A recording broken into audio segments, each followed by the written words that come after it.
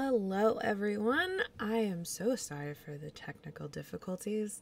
Our graphics card in our streaming laptop decided to not be as up to date as it is, so we had to update it and reinstall it. But we're here now. We are here and we are excited to have a talk back with everybody. This one, much like Five Foot Latina's question, has kind of been hard to put down. Even after we ended stream, what was it, last week? No, the week before, there was a lot of discussion. So we will probably have a lot to talk about today. And knowing us, it'll probably be all over the place. So bear with us. There will probably be no smooth chain of conversation. But I do have a couple things to let you guys know about. Mal and I tomorrow will be on Gnome Anne's channel again for BK Do Crime. This will be our third time on BK Do Crime, which I'm really pumped about. No idea what the adventure is this time, but last time it was a ball and there was a reverse Medusa, so it can only get better from there. Then Thursday we will be here with Avernus at, are we at 8:30 on Thursdays? 9:30 on Thursdays? 8:30 on Thursdays. We're here. That is right. We're here at 8:30 on Thursdays with Avernus, and then Mal is over on the DAT network with Avatar. Mal, how many weeks do you have left? This is our fifth episode, so we've got this episode and one more after that, and season 1 is done. So they've got 2 episodes left, so they've got 2 more Thursdays, and then Mal will be back with us for Avernus. So make sure you catch that out, and if you decide to watch us instead of their stream, which I'm a little biased, yay, please do that, you can always go back and watch the VODs or the other way around.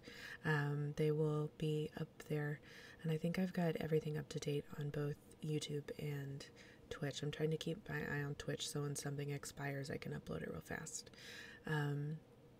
And then Mal also has, because she's super fancy and everybody wants to work with her because she's fabulous, this Saturday at 4 p.m. Eastern with Band of Badgers, she is involved in a campaign of Wild Beyond the Witchlight, and they do that every other Saturday, but it starts this Saturday at 4 Eastern, and I'm really excited to watch that because that's been a campaign that I wanted to do. So I'm excited to see how that plays out. So without further ado, let's watch our trailer one more time.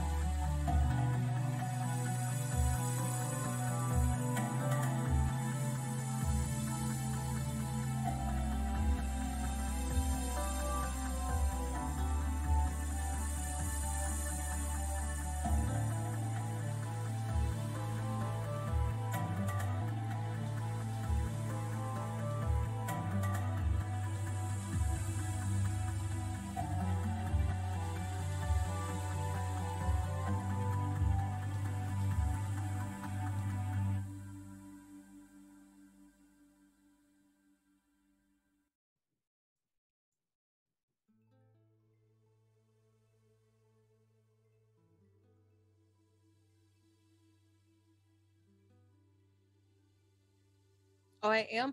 We can't see the stream thing, so I'm looking at it from my phone and it's delayed. I've just realized that because I was like looking at it waiting for my thing to pop up. Hi, There hello, we how go. are There you? she We're is. professionals. I'm so good at this. Uh, we're doing so good today. Today's just been really weird overall. But hello, hi, how are you? My name is Mallory Mize, and for the very last time, I am your GM of Everyone's Forgotten Season 1. We'll talk more about why it's Season 1 later. But like, this is the last night I get to do this for a little bit, and that's kind of sad. I don't know. I really love this campaign. I've loved this table so much. It's been the absolute world to me. And with that, we're just gonna get right into it. So this is Talkback Night. If you are just tuning in to us for the first time, you've come on probably a really awkward night. Because normally we sit here and we play a game together. Everyone's Forgotten specifically was the game Memory Lane, which is a game that I created and is not yet out for publication. So this was the only channel that you could see that game on. That obviously is now done. The season is done. We ended it a couple weeks ago. And so tonight we sit here and we talk about things. I was not originally planning to have a talkback episode for this series, but the very first night that we played, my cast asked me for one. And I said, well, if the three of you want one, I will absolutely be willing to do one. So that's what we're going to do. We're going to sit here and talk about what is the ending that would have happened had Allison not died. Because that was a possibility that I had open in my mind, is if she had not died in that final fight, what would the ending have been? There was not a possibility she wasn't dying. Look. Who knew? Maybe someone would have mercy at the last minute. I didn't know. Wouldn't be me. So like that was a thing that I thought about. What would have happened had you all lost the toy fight? That was a whole thing that I had planned out. If you all had like really bombed it in the toy store in episode 2, things like that. So that is what we're going to sit here and talk about. So if my lovely cast would join me on screen, like magic, who would have known? Look, I can do some things. You're doing great. I think you're doing fabulous. So we're going to open with a very general question, which is, what was everyone's favorite part of the campaign? And feel free to go in whatever order you'd like.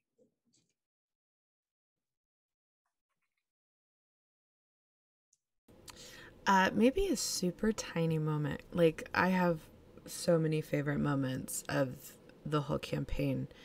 But I think my absolute favorite moment, and it's a very tiny detail, is when Quinn saw the tattoo on Tom's arm of the doctor's eyes from The Great Gatsby. Because obviously I didn't know any of the things that happened, because even though I'm the editor of the frickin' gaming system, I was not allowed to have any editing or help with the modules, so everything was a surprise to me this entire time. That first kind of discovery of Quinn's, that was not along her actual path of what she was trying to discover. It's just one of those things that she happened to be like, hold on, wait a minute, what is that? And then she finds out that there have been things that have been taken from her more so than she thought.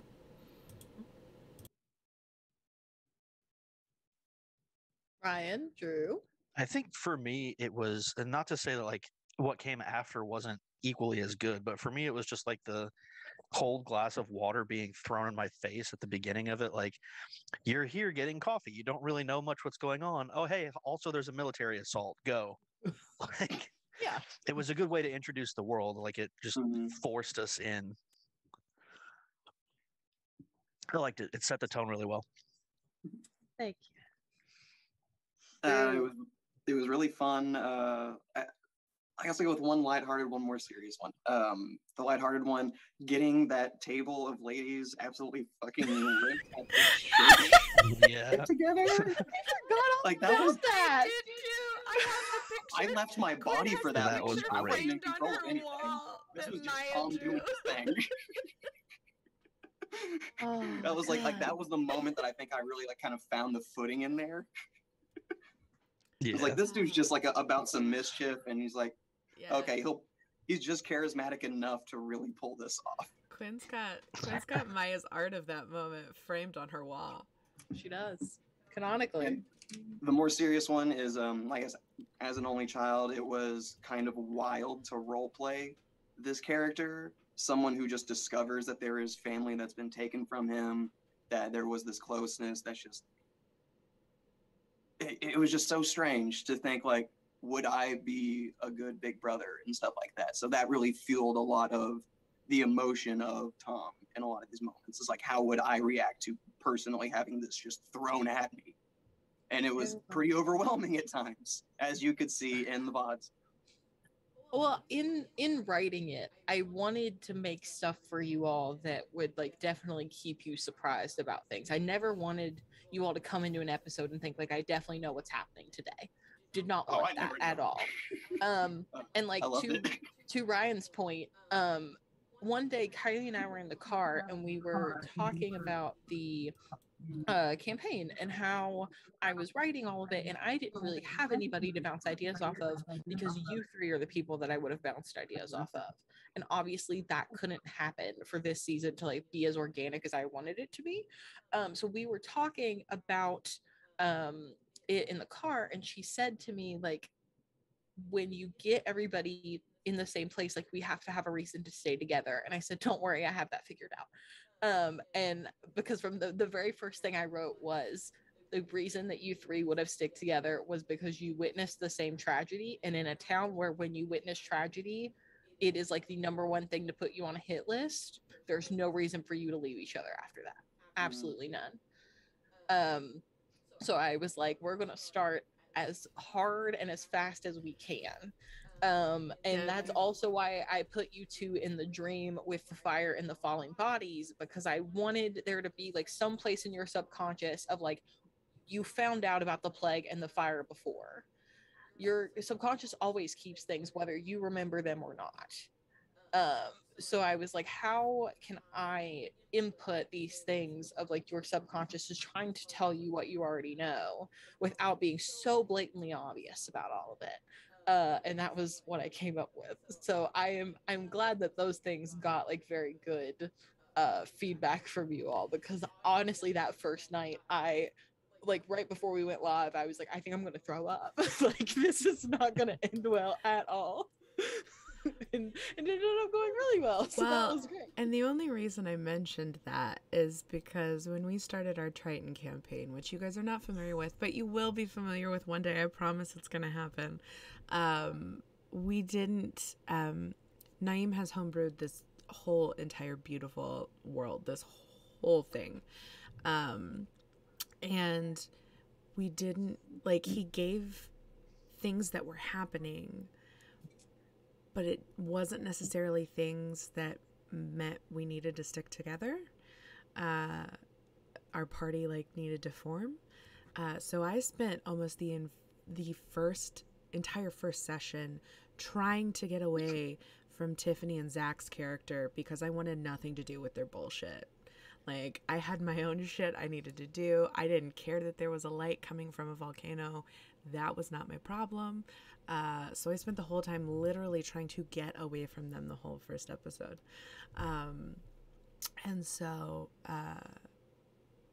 Naeem and I talked, and like we stopped and we talked, and I was like, you need to give me a reason to want to be with them. Because that was Naeem's first DMing experience. I said, I can change her. Like, I can completely change my character, and I'm totally okay with doing that. I said, or you got to give me a reason to have to go with them.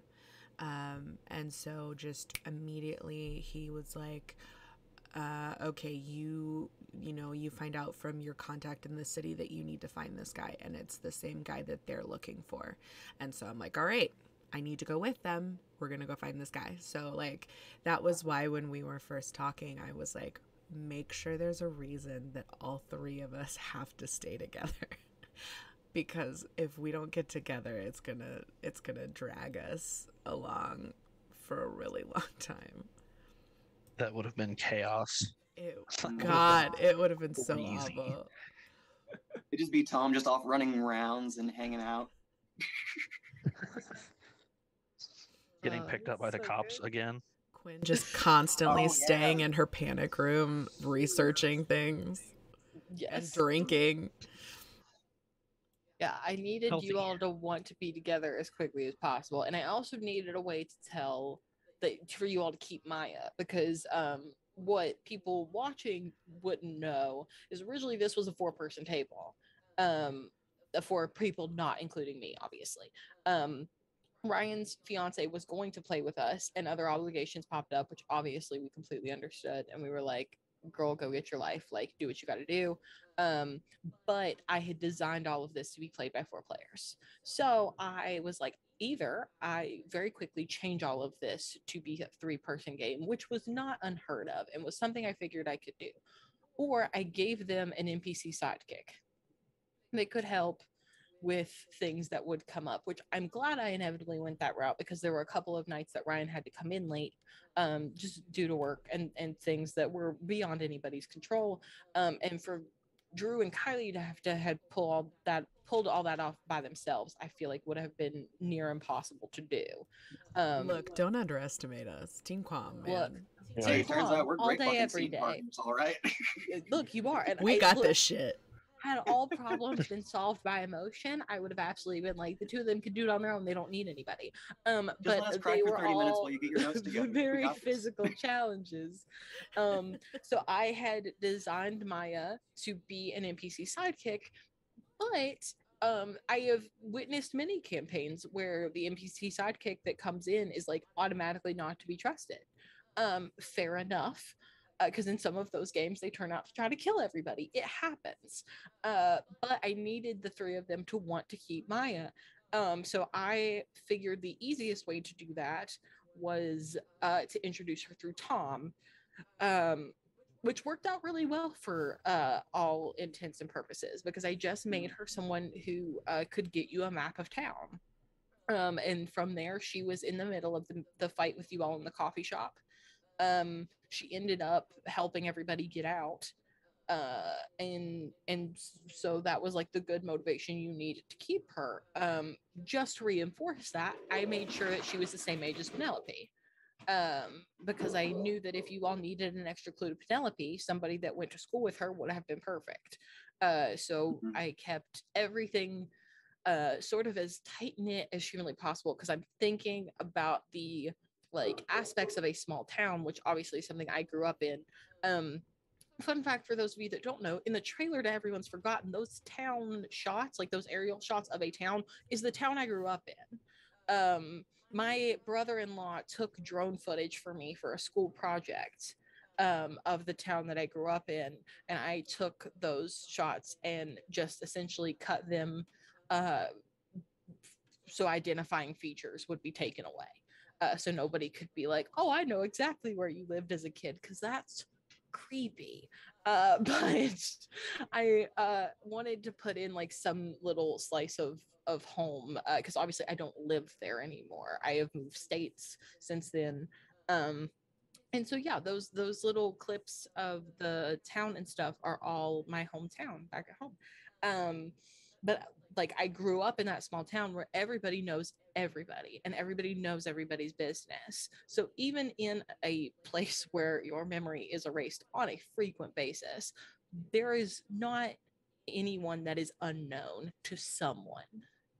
And I think to a degree, Maya needed to be the person that knew some people, especially with her mother working in government, even though she didn't know her mother worked in government. I gave her mom an alternate job because it would have been a little easy for Maya to put 2 and 2 together eventually. She was smart enough to do that. Yeah. What was 5 Foot Latina's question earlier? I didn't see it before I opened Twitch. She said, hey, all of you lovely people, how have you been doing since the end of the campaign? Is it hard to let go? Yes. Yeah. Extremely. I honestly, I think this is the first campaign I have played to completion, other than like one shots. So this was my first time finishing a campaign, because every other time we'd start something and it would all just trickle off. And this one was, I mean, we had to be really deep in it every week. So it took a lot, and this one's gonna be really hard to let go. Which is why I'm so glad a couple weeks ago Mal's like, okay, I have some ideas. And I was like, tell me all of the ideas. So that way we're not done quite yet. We're not done quite yet, but yeah, it's been really hard knowing that this one's going to be done for a bit. Not that I'm not looking forward to everything else that we're about to bring you guys, which I really, really am. But this one held a really special place, because it was unlike any other game I've played. It was very different, and it was kind of just, you figured shit out on the fly, which we do in other games, and we do in Avernus all the time, but it was we're also murder hobos there. That is true. We are murder hobos in that game. But like this one was more like, it felt like the stakes were higher doing things on the fly. So you had to really, really, it was like playing chess. You had to think, okay, if I do this, how is it going to affect? Like, what is the ripple effect it's going to cause? Or should I be doing this instead? Will that, like, it was playing virtual chess in your head against yourself without any knowledge other than the decisions you could make, which is super fun for me because I like puzzles and games like that. So, yeah, it's going to be real hard to let this one go. Yeah. I'll go last on this question. So Ryan or Drew, if you have thoughts on that, feel free to. No, yeah, definitely hard to let go. I spent a good chunk of time the other night getting drunk and listening to a few Biffy Clyro albums in like a fucking marathon, and it was pretty good. It helps. But this is like the most like RP heavy thing I've ever done, and that was so exciting. Yeah, I feel the same. It was a good story. I wasn't as active as necessarily I wanted to be, but Calvin was kind of a closed off, closeted, not in like the queer way kind of guy, but yeah. Who knows? We could add that in. I'll be yeah. There's gonna be more seasons. We He can was a expand gay on priest the Calvin's whole character. time. more and use the same characters. I'd be excited to explore more of Calvin, for sure. So this seems like a good time to talk about this. The plan for going forward, because first of all, I will absolutely miss this campaign. This is the first campaign that I've ever GM'd. This is the first piece of any sort of written thing that I have ever completed. Anything like that. And obviously I wrote Memory Lane based on the idea of Everyone's Forgotten. Because originally Everyone's Forgotten was supposed to be a D&D 5e campaign with homebrew mechanics added to it. And I was telling the table about it, these three plus Naeem and Tiffany, who are on Descent into Avernus, Tiffany regularly and Naeem sporadically when he can be. But I was telling the five of them about it, and I just said, hey, like, I have this idea and I don't know if it's any good. So if you all just like wouldn't mind to give me feedback or something, I would really appreciate it. And everybody automatically was like, why aren't you just not writing a system? Which, to be fair, was a fair question, because at the time I was getting my master's in game design, which I have since graduated with. And I was like, yeah, I design video games, like, which is what I was doing at the time as an internship while I was getting my master's degree. I was like, so obviously, like, it's different, but it's not that different. Like, I could do it, right? And if it turns out that badly, these five are the only people that know, and we throw it in the trash can and we never talk about it again. Well, and you've also been exposed, even just via watching series, to so many other TTRPG systems that a lot of people Yes. have not been exposed to. So you have That was sort of what I did in the pandemic. Everybody got like hobbies, like they made bread and things like that. And I found out that actual plays were a thing, which I had I played did D&D yoga. beforehand. Yes, you did yoga, because we would call while you were doing yoga. But I essentially I had played D&D beforehand, but I did not know it was a thing you could watch other people play on the internet.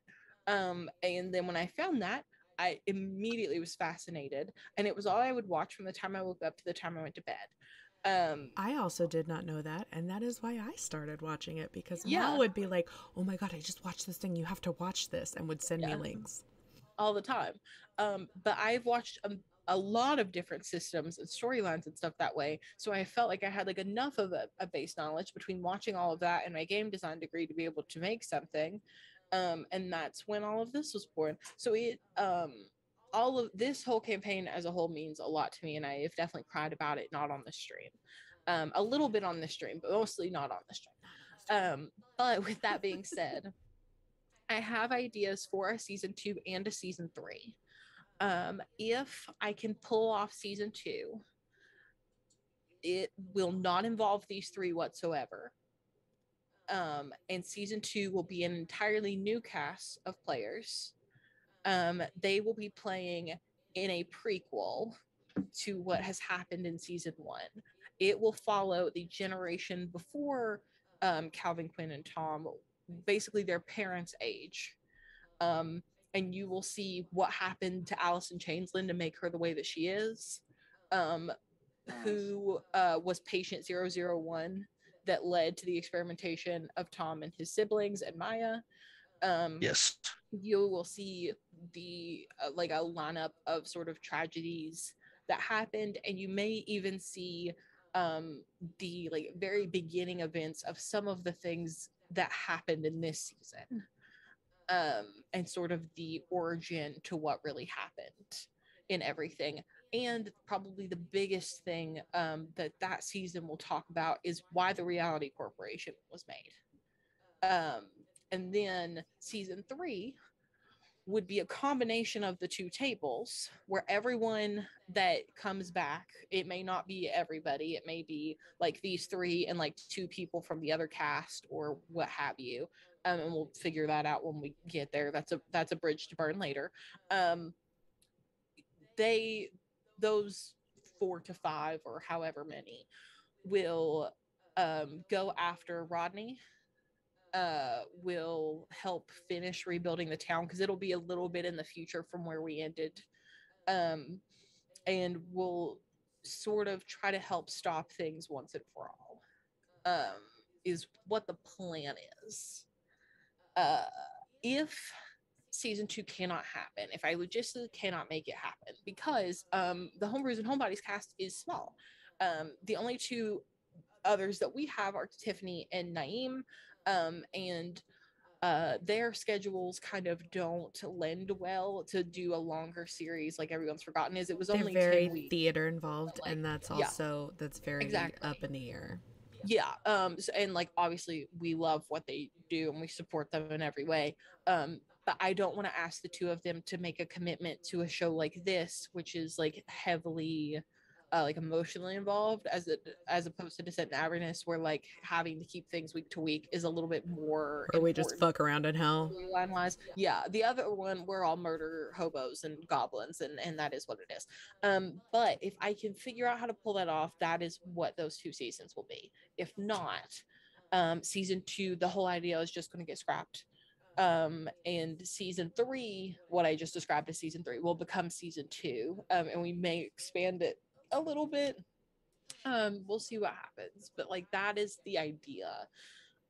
Now, with that being said, I'm in the very beginning stages of writing all of it, and it's going to be a while before anything comes around, which is kind of okay because it is a long time before we have time to do it on this channel. Like, we have stuff lined up. We have a Monday show and a Thursday show that are getting ready to come up. Like, once we have our break in Descent into Avernus, we're starting Muppet Born. We're going to take some time off of Mondays for a couple weeks ish. We may come stream something like a one-off show or something like that, but Or there is Mal not and a I may just play video games. Yeah, we may play video games. We may do an episode of Oops Wrong Party or Ladies and Ladies or something like that. But like a campaign will not be starting for a little bit because we want to make sure that we have everything lined up for World Builders, which is Tiffany's first time DMing. And she, I think it's going to be like 6 to 8 episodes, something like that. And it is Lego themed. We will be calling them Brickums for the sake of Brickums! Did she finally agree to Brickums? I don't think she did, but that's what I'm saying. Look, they're all Brickums. It's so good. What's the It's problem? so Everyone good. but her votes Brickums. Always. Everybody likes Brickums, and she's like, no, we're not calling them Brickums. It's like, but they're Brickums. Yeah, They're but Brickums. that's the plan for us for right now, which means that there is not time for Everyone's Forgotten season 2 or 3 for a little bit. With that being said, they're being written. Slowly but and surely, just a suggestion, working on which it. I could give you this not while we're doing this, but it popped in my head because Too late. ADHD brain.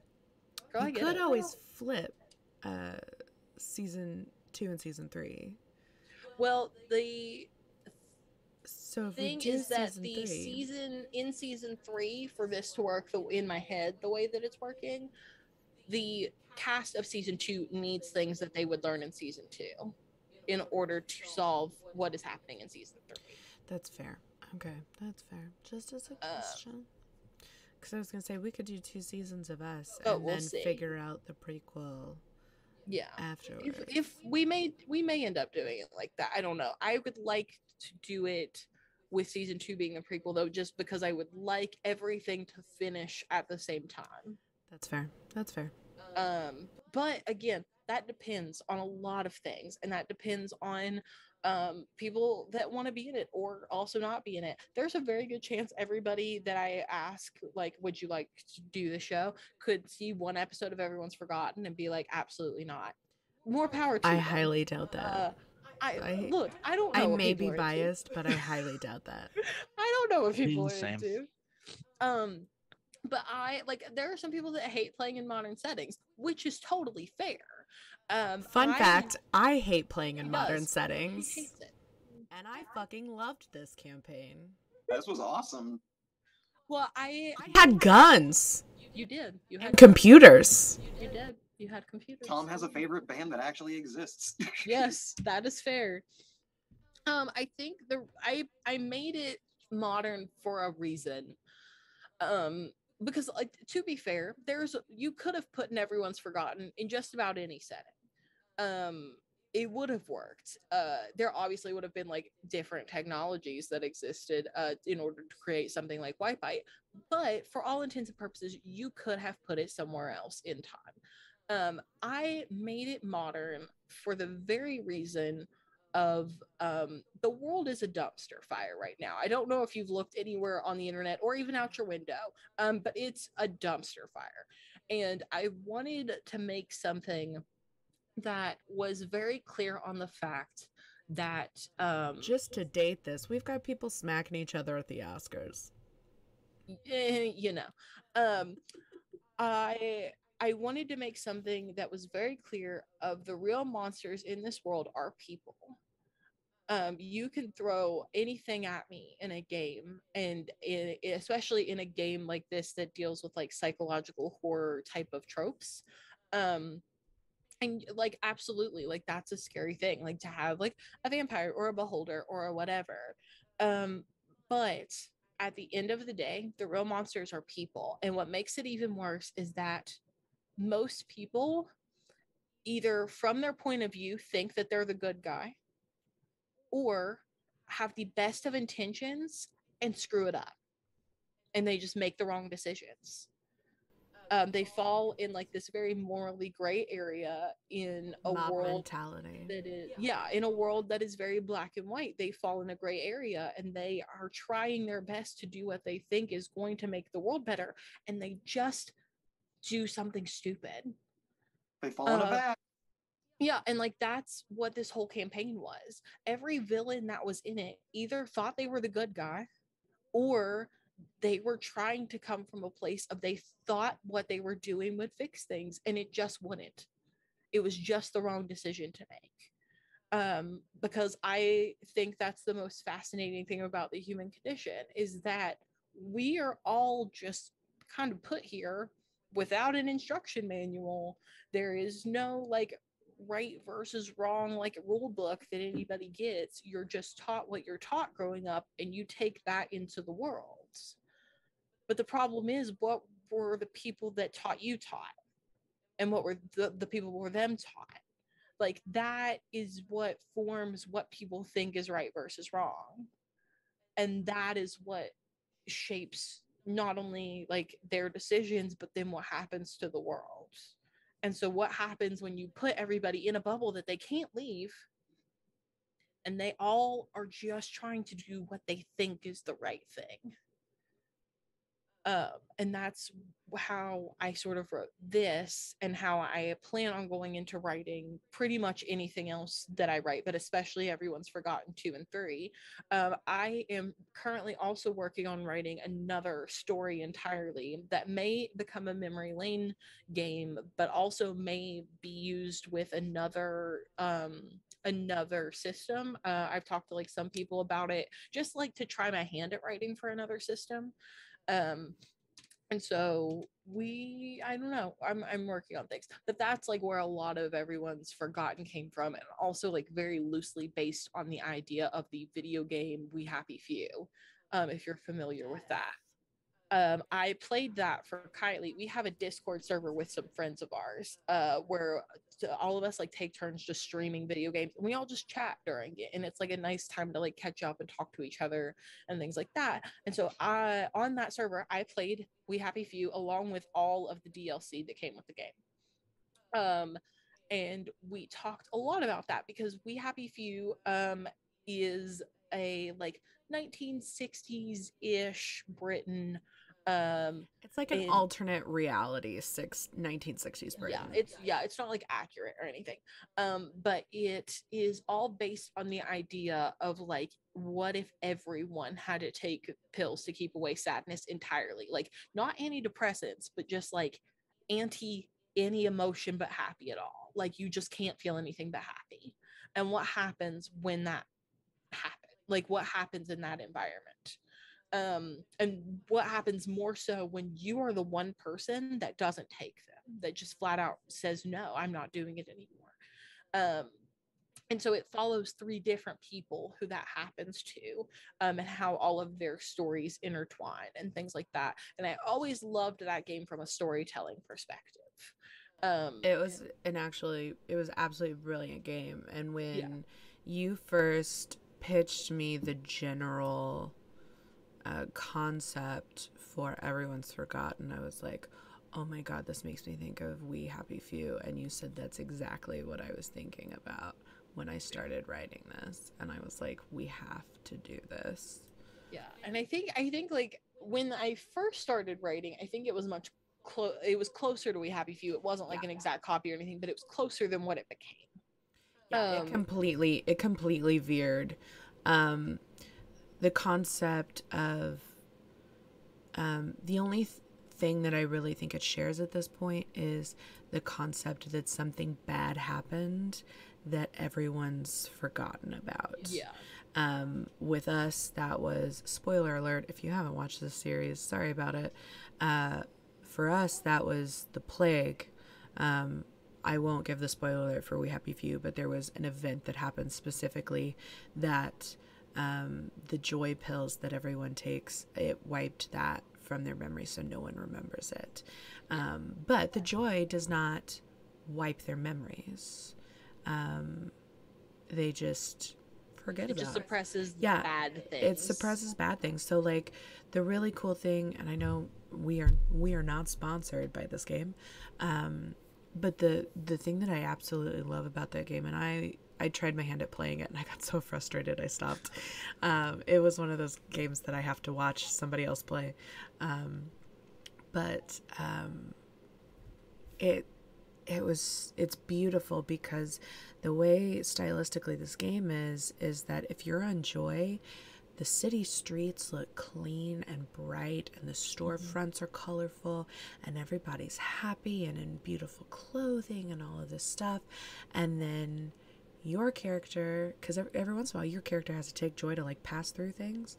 So like when your character's not on joy, not only do you have withdrawals from it that are crazy, but like you see the streets for what they are. They're like gross and people are just trashy and there are broken down cars everywhere, and it's just like it completely blinds people into this complete alternate reality of what life is.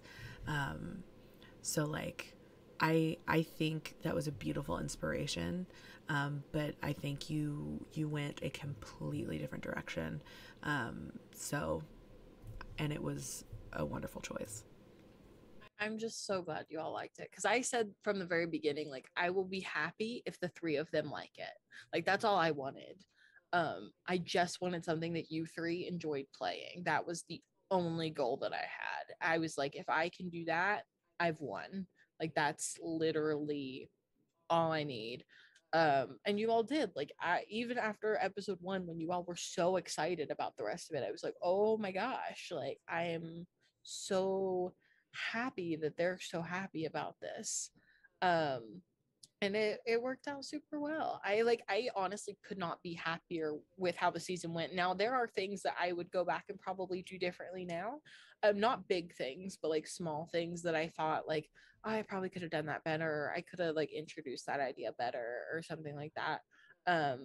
But I have tried to be very kind to myself about the whole thing. Like, it was my first time GMing and all of this. I was super nervous. I was the person that was like, yeah, I'll do it live on the internet. What's the problem? She's had help being kind to herself, because she has not been very kind to herself. I have had help being kind to myself. Yeah. These three have been very sweet about it, especially Kylie, who like after streams and stuff would immediately be like, do you feel okay about it? Do you think it went well? And I was like, I think so. And she went, it went better than you think. Stop it. I was like, or okay. We'd immediately get off and she was like, I think that didn't go well. And I was like, yeah, I enjoyed it. I don't understand what you're talking about. That was fine. I can relate. It's a DM thing. There are things that no one else notices that you're like, oh shit. Well, there's a difference, yeah. Ryan. You suck at it. Well, I mean, I'm kidding. I love you. I'm kidding. I wasn't accepting your criticism anyway. But that's my right as a man. Hey, keep my DM's name out your fucking mouth. Exactly. My right as a man. Go fuck yourself. I'll get hate for that one. You're gonna get so much hate. Ryan's not actually a mediocre white man. I can vouch for him. We promise. We're not friends with mediocre white men. But you're not mediocre. I mean, that's the important part. That's the key word in that.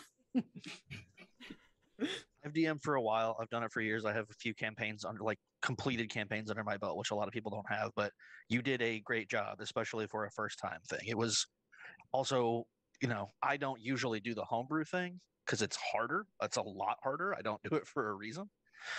I don't have the time and space I would feel comfortable with putting a world out there, and you did it for the first time on the internet. So yeah, you did a big thing for sure. It was good. Thank you. Also, she made a very risky choice letting me play it, because I'm the queen of loopholes, as you see through this campaign. Well, that's why I picked you 3-4 specifically. Exactly. I was like, if anybody can break it, it's them. Like, these three could tear up my entire playbook, and I know it. You all could have literally shredded everything I wrote, and I would have been like, yep, there it is. Like, that makes sense to me that would happen with these three people. But like, for the most part, like, anything that you all loopholed was totally justifiable, and I was like, yeah, that's fair. Like, because I want there to be some loopholes. I want people to think creatively while they play. And if you read something, like, if somebody watches this later and you have the playbook and you read through it and you're like, this is what it specifically says, so it doesn't bar this, do it. Absolutely do it. If anyone has any new games they want to test out and they want to see whether a player can completely go through all the loopholes and destroy your campaign, give me a call. I'll be more than happy to help.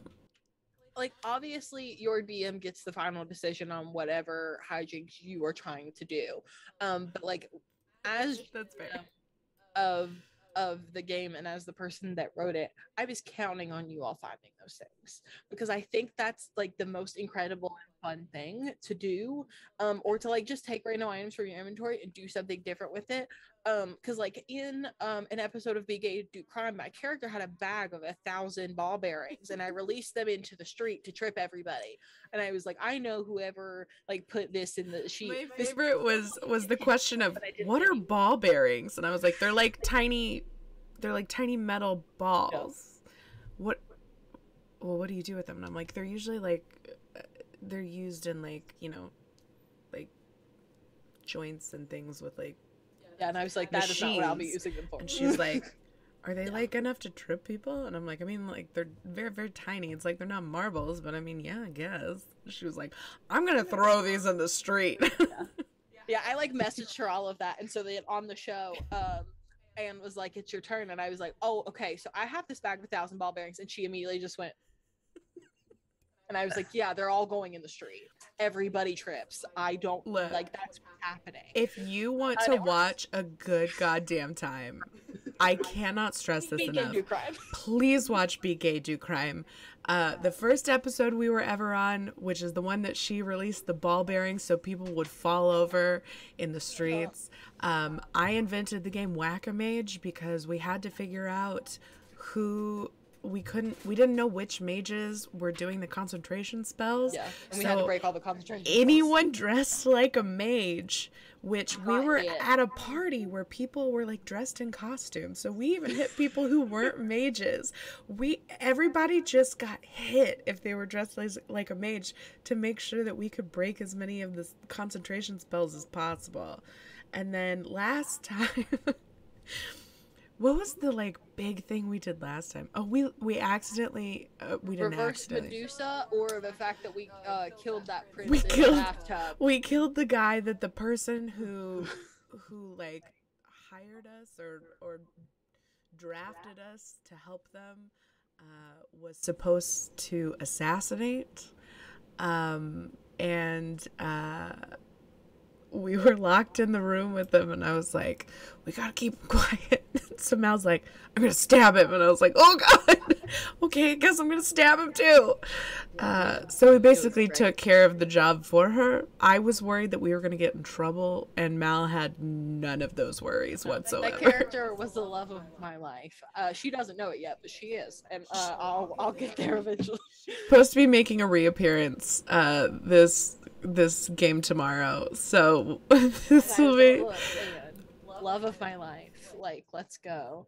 She was not supposed to come back tomorrow, but I think she is now. I can't wait to see. She keeps making the mistake of allowing both of us to play at the same time.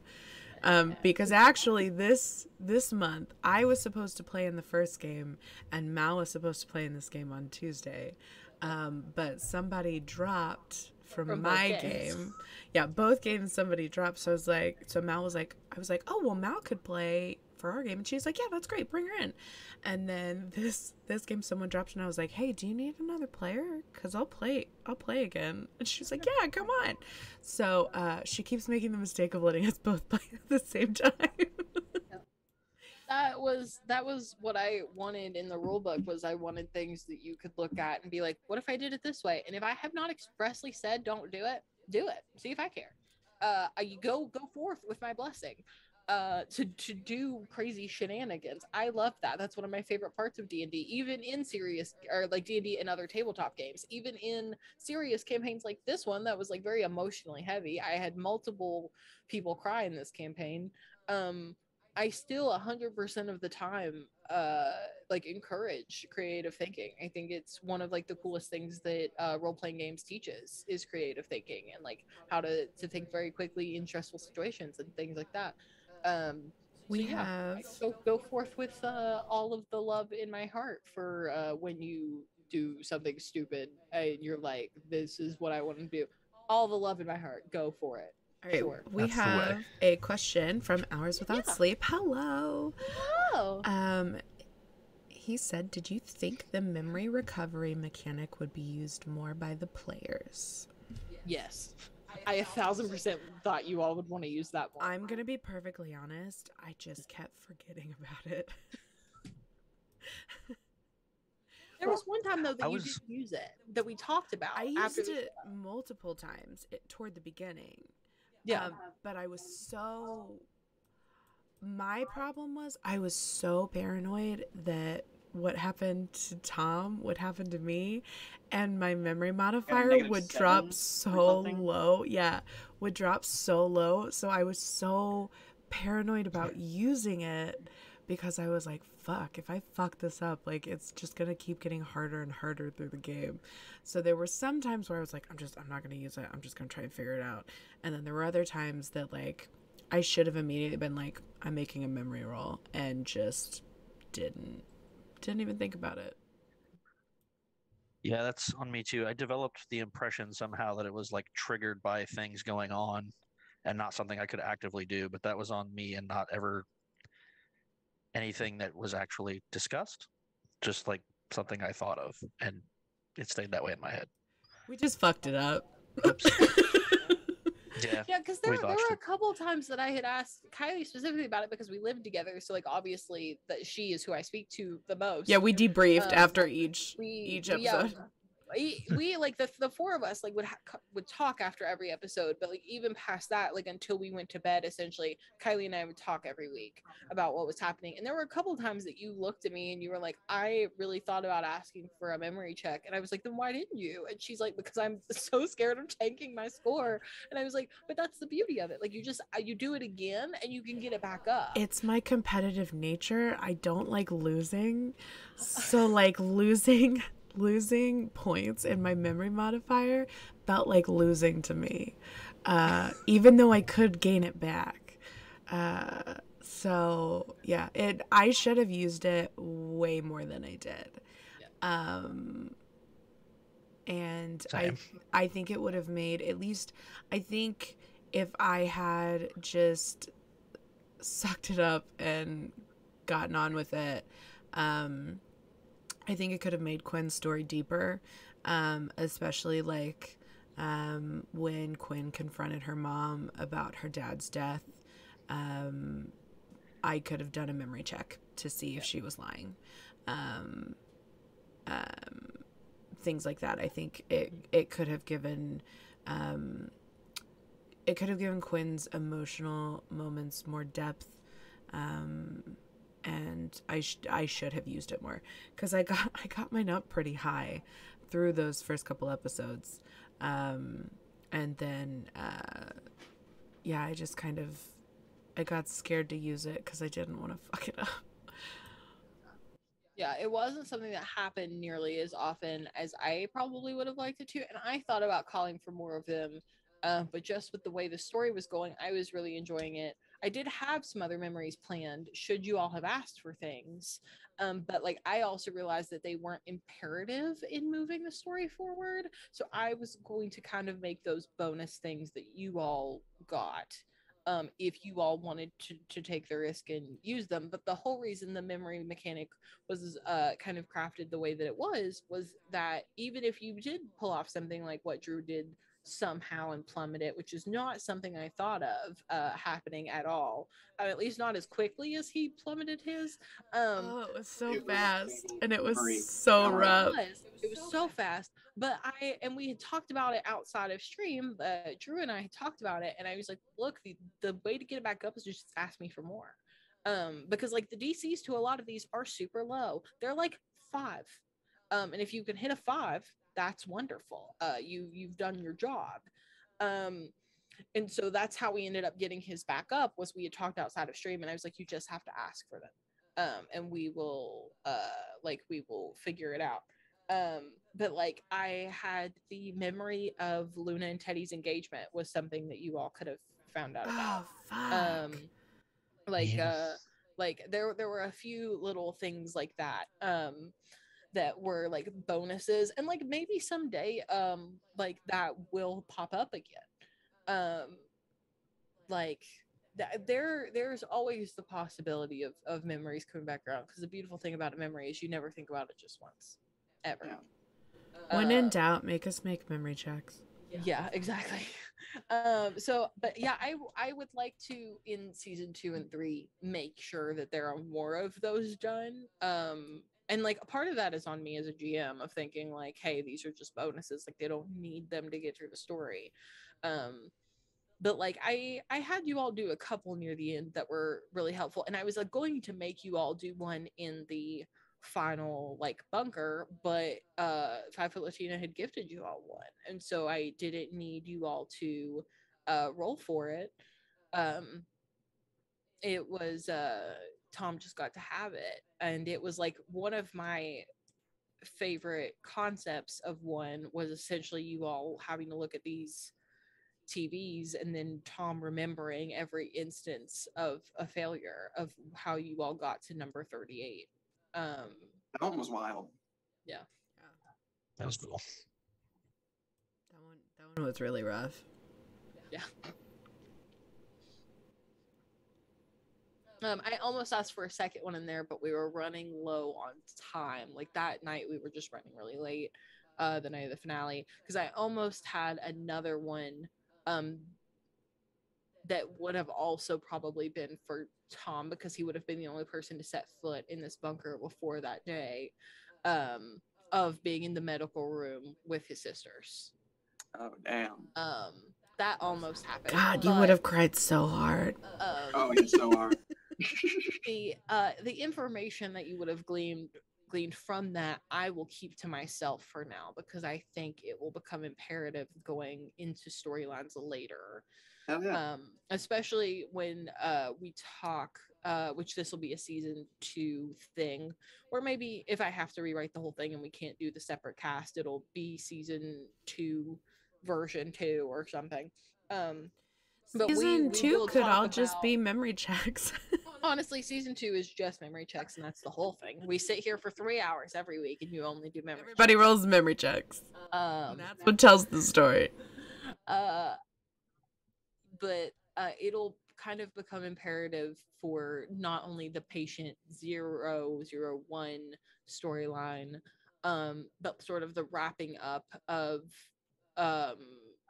Rodney and the whole thing in season 3, if it all goes that way. I say all that very loosely because I have like very big ideas that I don't know how to pull off, because I fly by the seat of my pants in most things that I do. And that is 100% true. I always make this joke of like, we're professionals, but like Kylie and I are completely self-taught in how to do all of this. So I watched YouTube videos. Yep. I had a lot of mediocre white men teach me how to do this, and I like to think that I learned how to do it better because it fueled me. Yeah. I like obviously have degrees in art and game design and stuff, but like I didn't know how to stream or like make an overlay for things. I watched other channels do it, and I was like, I think logically I know how that probably works, and that's how we've done all of it. So I've even gotten bored and kind of like fucked around with like you have overlays and shit, because I was like, I could do that. I can do that.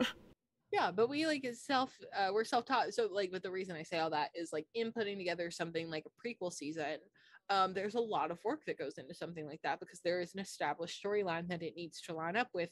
And by pulling in people that are not already at the Homebrews and Homebodies table, that's pulling in like a whole new level of pressure of like, these people are like, they've never sat at my table before. Obviously, like it would be my second time being a GM ever, probably, unless I GM something in the interim, which is something we've talked about very briefly, but not like super as like a this is going to happen thing. It's like I guess that could happen if we need like a show or something. But there's a lot of work and pressure and things that go into a season like that, which is why I don't know if it will ever happen. But I do love the idea of the origin stories of a lot of things. So we'll see what happens. But yeah, so some of those memories will be used later. They'll just be recycled and repurposed a little bit.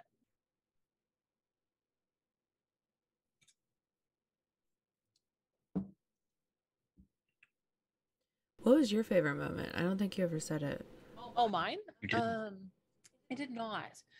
So I had a couple favorite moments. One was losing Maya. When you all stepped through the portal and into Bella's, and she didn't go through. She made it halfway and then gave you the speech of like, please don't forget me, and she was dragged back off. Um, that moment for me was, I think, very heavy, because obviously I don't have a character in this. I'm the GM. I am every character that is not you three. You did, Um, though. yeah, but I did. You Like, did. Maya was my character. And like, to be fair, had I been a player in this campaign, had the roles been reversed, Maya is the character I would have made for myself. Um, because she was a lot of things that I love to embody in characters, and she was spunky but soft, and she like had her own view on the world, and she stood very strong in that, defiant of like parental expectations and things like that. So Maya to me was the character that I would have played, and she did mean a lot to me, and she still does mean a lot to me. She's alive. She lived. It's okay. But like that, I'm gonna make her perfect again, I swear. exactly. So she's a little off right now because she like overdosed essentially. But like Maya would have been my character. So that moment meant a lot to me. I think my other favorite moment from the whole season, funny wise, was the church ladies. That was hilarious. Nothing could have topped that ever. And I also think the sort of the talks with Paul, I think, became like a cool thing for me. Like the talks that Paul had with Calvin, I really liked those moments of like, because he really was like the perfect example of like the person that I was talking about before, who like is just trying to do their best in the world and has made some very bad decisions. Um, like that was Paul, the embodiment of that person. So I think like while they were not like my favorite, like they didn't beat out the Maya moment for me, Paul as a character was fun for me to just like develop and work with a lot. And then obviously anytime that I got to be the straight up baddie was awesome. Allison was like the villain, like I the murdered her quintessential, twice. yeah. And she like, but she was made to be this person who like thought she was the good guy, like, and you could not have convinced her otherwise ever. And until after she was already dead, and then by then it was obviously too late for her to try to be a better person. um so yeah, all of those moments, there were a lot of like special moments to me. Anything that hit you all particularly hard, I think hit me hard just because you all had been like impacted by it in such a way. Oh, and also the moment of narrating the Fox family car crash, where Yeah. you all just sort of were all like, what? And I was like, Yeah. okay, I think I did good. And there's stuff to explore with that too, and that's one event that, should I be able to do season 2 the way I would like to, that is something that's going to be explored a lot, is the Fox family and what happened when they tried to move into town. So there will be like answers that are gleaned by other people, and then in season 3 we'll have like some time for Calvin to be able to get those answers and what those answers truly mean. Because I think there were some things with that were, I don't want to say not followed up on, but like I dropped hints that were never picked up because other things happened. Um, so, but I want to go back and explore that and give Calvin that like time with that eventually. But yeah, everything at the town border was pretty cool. I had a lot of favorite moments. I think I just have too many. I just love that you got the reaction that doesn't happen very often, where you got yelled at when you were like, okay, we're going to end it here tonight. Yeah. And then That's my everyone favorite. yelled at you. Yeah, Yep. everybody got mad. But I loved that because it meant that you all were super invested in something. I wanted more. Yeah, like that was a very good feeling, especially because we were only a few episodes in at that point, and I was still like on very shaky ground as far as knowing what I was doing. I still think I'm on very shaky ground. We did 10 episodes, and I don't think we came back for No, episode absolutely 10. not. I looked at everyone before the episode, and I went, I think I forgot how to GM. Uh, but it ended up going really well, and I don't want to say I'm confident enough to like GM for like people that I like look up to and play, like the people that I've watched GM. Like I Do don't think I not can give do yourself people. enough credit. Like, I'm sorry. I'm going to do a comparison that only you will fully appreciate. No one barely knew who Abria Iyengar was until she started DMing. And she DM'd everywhere for at least a year and a half. She's still DMing everywhere. Exactly. They just announced the new Exandria like 2-parter thing.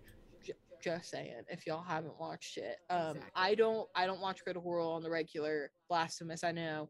But like the only time I had been exposed to her was when, and I still have not watched it all the way through. I'm trying, but I get sleepy when I sit down too long because I'm old. And you're not that old. I'm old and I none don't. Of you are old. I'm old and I don't sleep well and I like naps. Okay, it is what it is. But Department of Mysteries on what channel was it? Was it Savage Worlds? Department of Mysteries is a DAT network. DAT network. Okay, so that was my first exposure to her ever, and I was like, oh, okay, she's kind of cool. Whatever. I didn't know who the fuck she was, and then she ran the Magic and Misfits and Magic. And she ran Misfits and Magic, and I was like, oh my god, this woman is amazing. Like, yes. And then she came in as a player for fucking the 7, and I was like, this is great. And then By the way, we both have this sweatshirt. I'm just saying. This is true. And one night she said she was gonna wear it. She said she was going to wear it with you in solidarity over a tweet because you were like, I'm wearing my charisma hoodie today. She was like, I'm going to wear it with you in solidarity. And I was like, ah! And she did, because they posted Instagram videos of them watching the premiere of the 7 together, and she had it on. And I lost my mind. For any of you who are like love fashion and things like that, there are specific Twitter accounts like there are for like TV shows and things where it's like, you know, how to get what the characters were wearing. They have them for streamers. So they had one for Exandria Unlimited, and they do for Critical Role. I don't think they have. There's one for D20. Is there There's a D21. There's a D21. Yeah. So like, Mal and I spent most of our summer like looking at those and being like, oh god, can we afford those? Like, god, I love those earrings she was wearing, but can I afford those? Because those are really expensive. They're real pretty. They're real pretty. This sweatshirt, and I'm not sponsored by anybody, and nobody pays me to say things. Although if you would like to pay me to say things about your clothes, please. I totally will. Feel free to send us merch. We'll wear it and talk all about it. Cantrip Clothing though does this sweatshirt and another one that I've got that's a spell circle with all the dice on it. Fucking beautiful. Fucking gorgeous. Hours Without Sleep, what coffee do you mean? Was it like the Bella's Brews, like the concept of the coffee shop? Noon drink or the coffee orders? Oh, the noon drink? Where did noon drink come from? While you come up with your answer, we'll talk about where noon drink came from anyway, just in case. Noon drink, in the very first episode, I needed... where did the coffee beans come from? That's very important. Coffee beans. Like, of the coffee that Bella served. Oh, yeah. Okay, so here's how everybody got their supplies, right? So obviously the town border is shut. There is a... what essentially was a very large like spell circle situation that enclosed the town, and they closed everything for the final time after the Fox family car crash. That they would open it periodically to get supplies and to get more people to move there to keep the population up and things like that. But after the Fox family car crash, they finally decided, like, we just need to shut it. It's all done, whatever. What did not ever get discovered, and to be fair, I didn't really set up anything for you all to discover it this season, but it's definitely something that will be talked about in other seasons, particularly probably the prequel if we ever do it. Is there was like an underground delivery system. Mm. I forgot that tunnel. Yeah, That tunnel that was, supposedly led out of the city. It's like under City Hall or something. We talked about Yeah, I it never very pursued that. briefly that there was a tunnel system that part of it went underneath City Hall, and kind of in one attempt you all had attempted, like you all tried to get down there, and it failed miserably. We That were was in the wrong place. That was the one where Quinn got shot on the surveillance cameras. That was that attempt to get out of town. But we did talk very briefly about that tunnel system. That tunnel system is how stuff is still delivered from outside of town. It is, if you all had chosen to go that route again, which is something that I kept in mind and I thought you all might try to do. There were contingencies for that it is not a thing you can just walk in and out of. That was honestly my plan until I thought of the recovery center, and I was like, where the fuck could they store this shit that no one would know? And I was like, wait a minute. Had you all chosen to like forego the white bite and everything and like literally just get out of town and that be the end all be all of things, is you did not care about the rest of town. It was just get you and your loved ones out safely, and you went the tunnel route. There were contingencies to that, which essentially is that anything that is delivered in or out of Grimsby must go in a special type of vehicle that not only is like armored and things like that, but also has a load of runes and magic on it and things of that nature that allows it to pass in and out of town. The person operating that vehicle also has to be in like a uniform of a type that's like a sturdier than what you would think of as a uniform, that has those same runes and magic applied to it, and any other living creature within that vehicle would die upon hitting the barrier.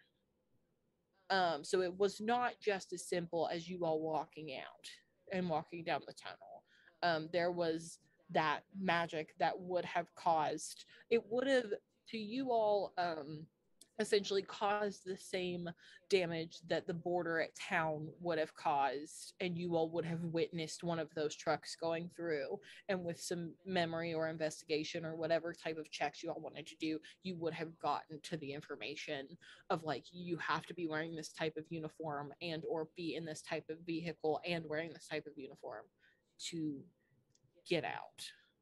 And that would have been like a whole separate thing of you all trying to figure out how to make those or get them or whatever. But it was definitely something that I had already planned for, because I figured it was a route that you all would at least consider. Okay, so I have a question, and this may be something you plan to answer in another season. Did other cities or towns around us know we exist? Or was it like, what is the TV show I'm thinking of where like they have the like Once Upon a Time. Yes, like that, like it disappears. Yeah, so for those of you that don't know, in Once Upon a Time, unless you are a storybook character or somebody who is supposed to be able to see the town, you can't see Storybrooke at all. It just looks like open road. And you drive it like open road unless you do something to make the town appear. And once you are in Storybrooke, if you step outside of that line for any reason, most of the time, with the exception of a few characters, you can't come back in. So once you step over the line, you will look back and only see open road again. Storybrooke is gone. For everyone's forgotten, Grimsby, to anyone outside of Grimsby, looked like an abandoned town. you couldn't see people, you couldn't see living things at all. The buildings looked very decrepit from the outside looking in. And if you crossed that line, you would just look like the whole thing would still look like an abandoned town. Like they could walk through it and things like that, but there would be no sign of life or anything like that. Should anybody try to settle in Grimsby and think it's an abandoned town and things like that, some sort of magic would have prevented them from doing so. Just basically made their life awful until they decided to move on. That was sort of what happened with that magical barrier. So anybody that was in could not get out, but anybody that was out would just see someplace that looked like it was abandoned and forgotten. Okay, good to know. I just wondered. Like that popped in my head. I was like, did people even know it existed? People knew the town existed, but not that you all existed. Like there was no record of you all as people outside of Grimsby. Like, which this is something we may explore a little bit, like in season 3 and like down the road. But like, should you all go to the next town over, there's no record of you. Like you all do not exist on the internet and things. Even like the server that Quinn had, where she could like access police records and things like that. All of those things, like all of those records, only existed within Grimsby's walls. Anything, like had somebody in the next God, town over I backed everything up. Yeah, because if anybody in the next town over had tried to do the same thing, with your all's names, it would have come up that you weren't real people.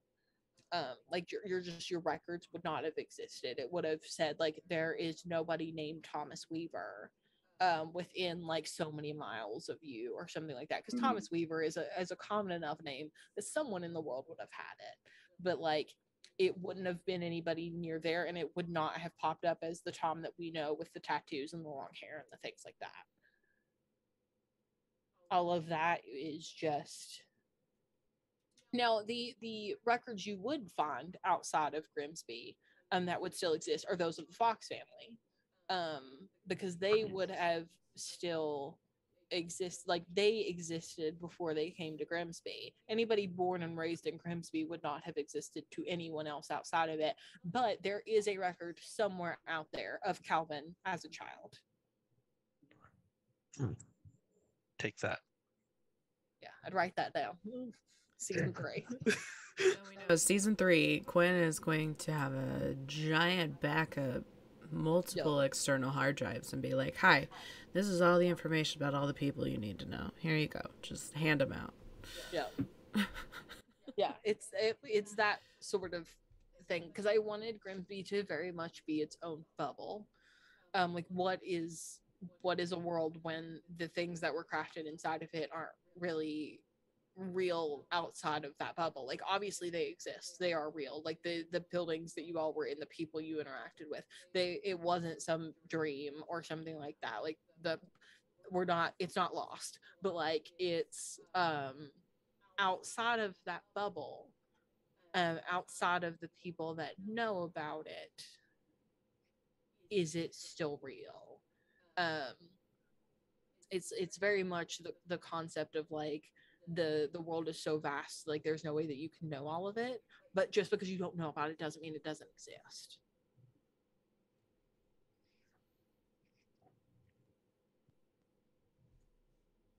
I get very So we philosophical. talked about amnesia off the stream and how I thought it was kind of related. Now I'm thinking there's more adjacent themes that you could use if you wanted to explore something super weird.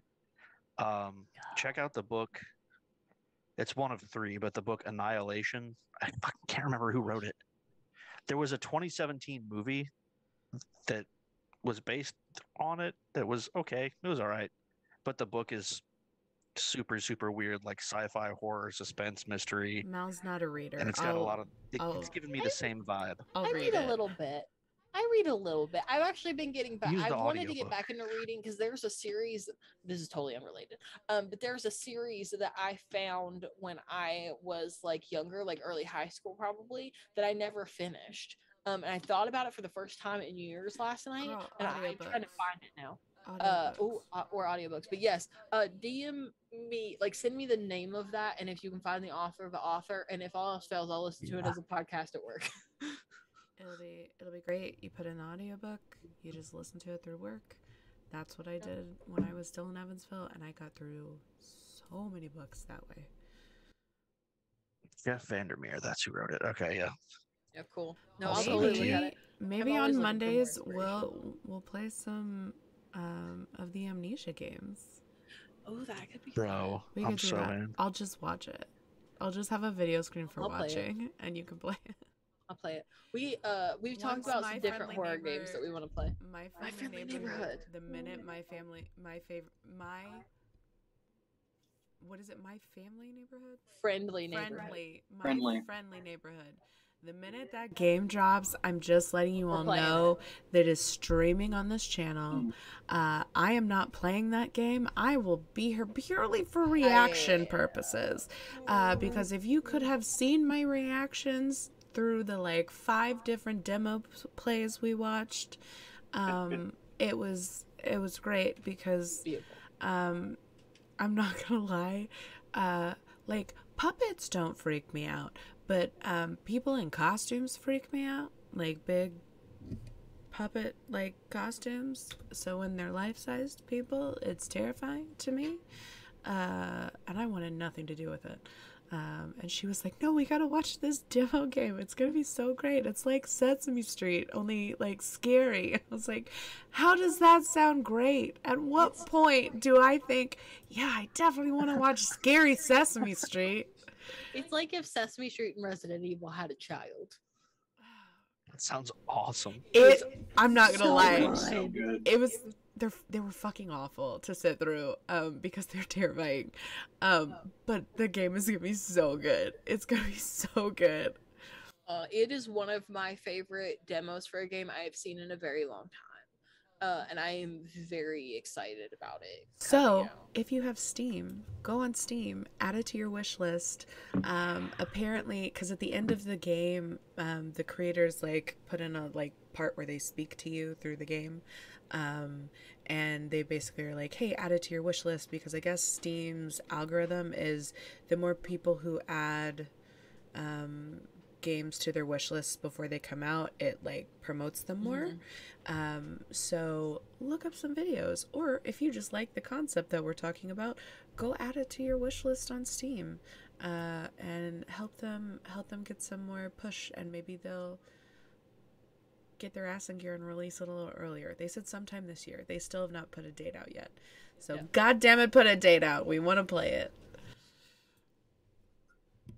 I'm trying to think of if there were any big things. Obviously, had Allison not died, had you all not killed Allison, and there was no way she was not dying. Well, yes, but there was no way. Think about it as like if you had taken Allison in the way that you took your mom, and like hostage situation did up. I still would have killed her at the end. You would have attempted to. What would have happened was that she would have been making secret throws the entire time, because like your mom knew she had made mistakes, right? So like she was willing to help you all because she wanted to fix what she had done wrong. She was one of those people who had like good intentions in mind and just did it all incorrectly. Allison was the opposite in the fact that she always thought she was the good guy and thought she was doing the right thing.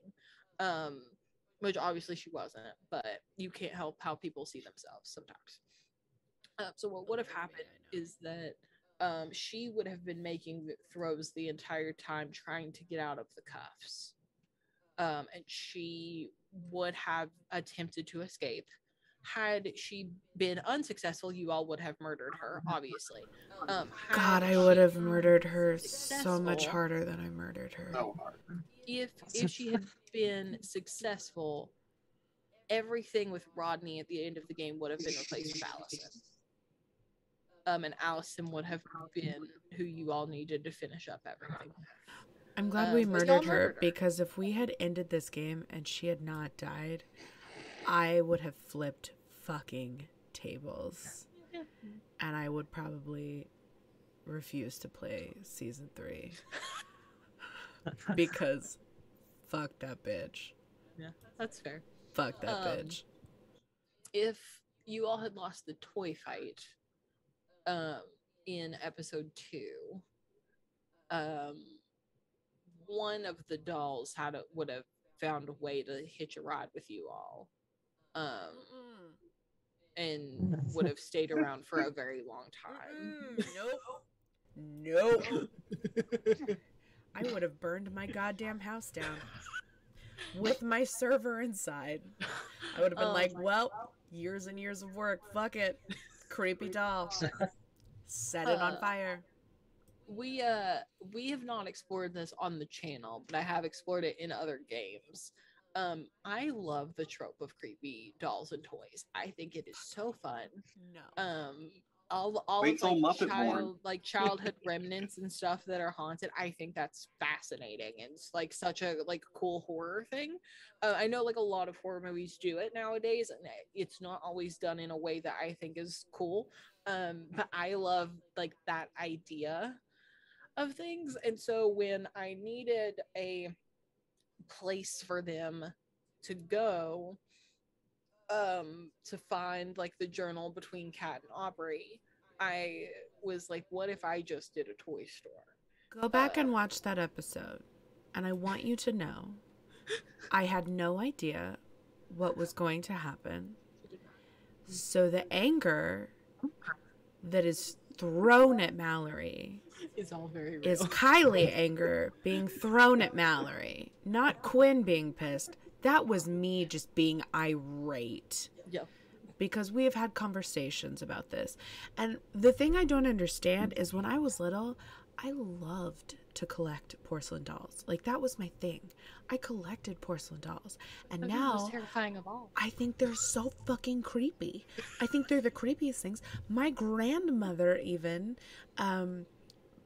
found a doll, like a doll base, and painted her and like made her to look like me. And I loved this thing. I took it with me everywhere. Like, because it had your soul inside of it. You had to take that's where my soul went. That's the vessel that held my soul. It's now probably in the basement of my mother's house. So if anyone wants to murder me, you know where to go. Y'all might have just given me the idea for a new game. But I've always hated the old school style ventriloquist dummies. Those have always creeped me out since Goosebumps, and Goosebumps is what made me hate them. Yeah, Night of the Living Dummy. Yeah. Goosebumps made me hate them. But like, I don't know when it happened, but then I started getting creeped out by fucking porcelain dolls. And then all of a sudden Mal's like, you're in an abandoned toy store. And I'm like, okay. I'm thinking like, you know, we're in the quote unquote future. So I'm not thinking like creepy fucking dolls. I'm thinking like, you know, toys like you give kids nowadays. Yeah. Like Barbies and shit like that. And she's like, they're ventriloquist dummies and dolls. And I'm like, you motherfucker. I'd just like to make very clear one thing. There were no ventriloquist dummies in that toy store until about 2 hours before the show, because I put out a tweet and I chose a GIF of the ventriloquist dummies running in Toy Story 4, and Kylie yelled at me from the bathroom and went, why would you pick that GIF? And at that point I switched half of the porcelain dolls to be ventriloquist dummies. And she wonders why I am hesitant to go into games with her. Yeah, that's fair. Because I'm always, even with video games and stuff, I'm always like, this is such a cool game. This is such a cool game. Let's go watch it. I'm going to play it. You should come watch it. No. Because I think all this stuff is super cool. Also, yes, 5 foot Latina duck bombs equal good. That's one of my favorite things I did all season was the duck bombs. Yes, eating them the fuck out of there. Look, if I could have channeled some fucking Giz in that moment, I would have lit all of them on fucking fire, and we would have walked out of the burning remnants of that toy store.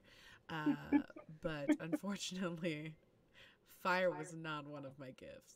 Here's the thing. I have like 2 sound effects that I can do fairly decently. And that's a duck and an explosion. So I decided to make Ducks and explosions from here on out. That's the rest of the campaigns. So many people are like, oh, DMs do like such cool voices and things like that, and I'm like, I have a duck and an explosion, and this is like, can I offer you a duck or an explosion in these trying times? Like, that's all I've got for you. Please demonstrate for us. Yeah, that's it. I am the Danny DeVito that offers you something in these trying times, and that's what I've got. So I made duck bombs because I could use my duck noises and explosions, and I in that one moment for about 3 full seconds I seemed impressive, and then I went back to being not impressive, but I had 3 seconds where I was. It's about puffing up right here with air. That's where you put air, and then you like release the air and it makes a duck noise. My parents had like a friend that could talk like Daffy Duck when I was little. Like, he did it for all the kids. So he would talk like Daffy Duck, and like he taught me how to do the duck My noise. great aunt always talked like Donald Duck. I've never been able to talk with it like and formulate words. I've just been able to do the duck noise. It's a shame. Then I'd have another voice to add to my arsenal. Not that I have like any but my normal voice and what Bella's voice was, which was like just me turning off the filter to my voice that lets my West Virginia accent reign free. That's it. That's the only 2 options you have.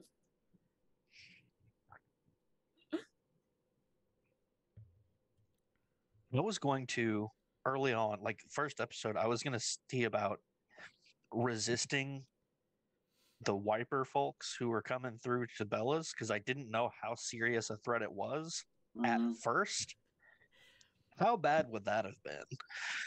Had you just like given up to the tag teamers in that very first episode,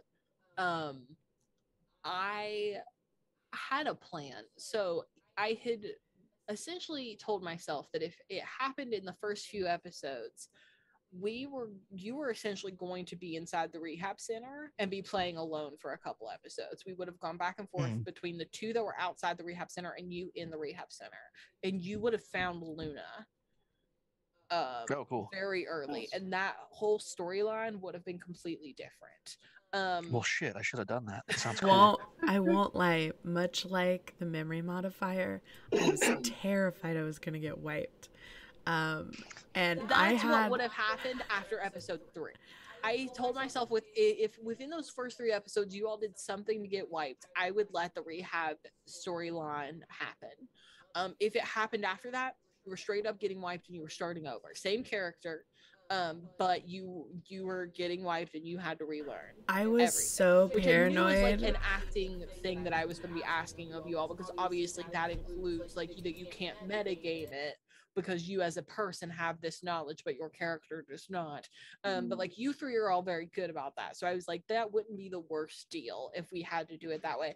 But I made myself this thing of like, hopefully it doesn't happen, but if it does, it does in the first 3 episodes, and then we would just have done the rehab storyline, and you all would have found the person who went into the rehab center would have found Luna, and the pieces would have been connected together a very different way. And then what would have happened is it would have been probably harder for you all to get Penelope instead of Luna.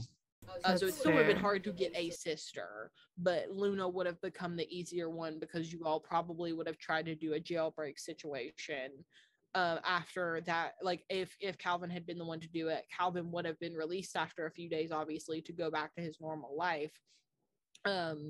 You would have known about Luna.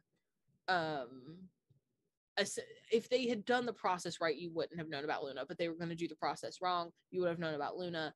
Jailbreak would have happened, and then the race would have been to find Penelope instead of Luna. That's fair. I was so paranoid because The only thing I knew was about getting our memories wiped, was a possibility.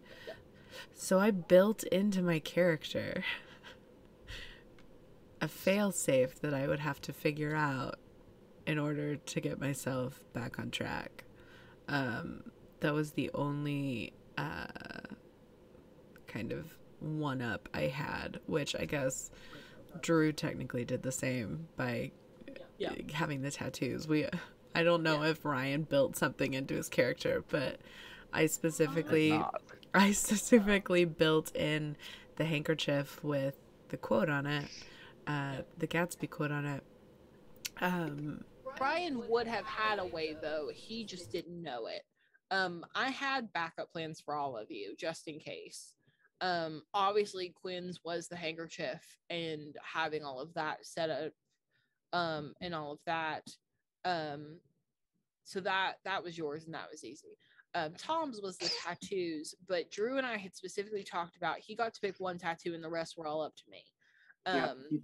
So like he had a backup that was harder to figure out, essentially. Calvin had Paul.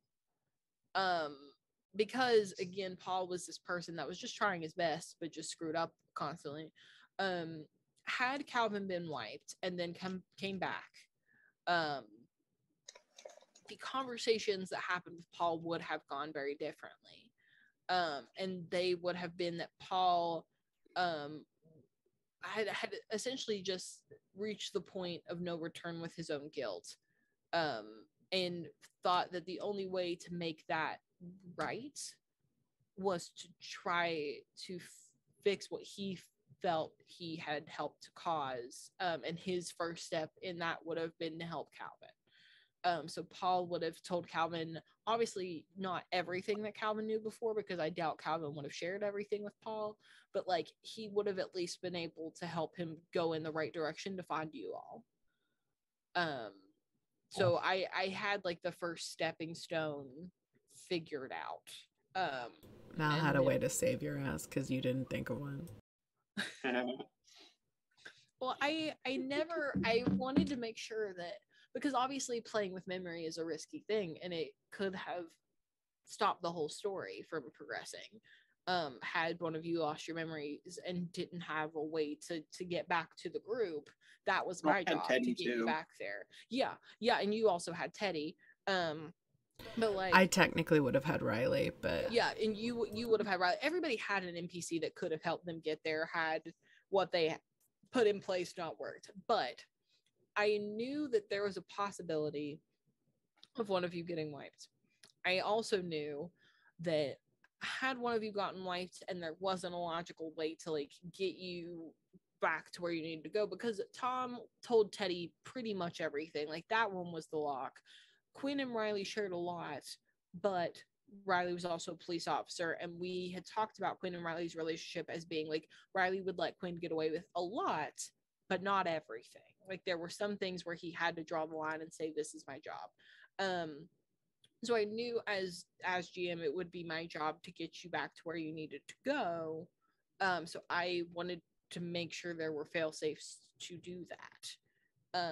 I tried really hard before we started to plan for like every contingency, even if I didn't write it down, just to like have a thought process about it and be like, okay, if this happens, ABC, like these are the options that I have to throw back at them to get them to where they need to go.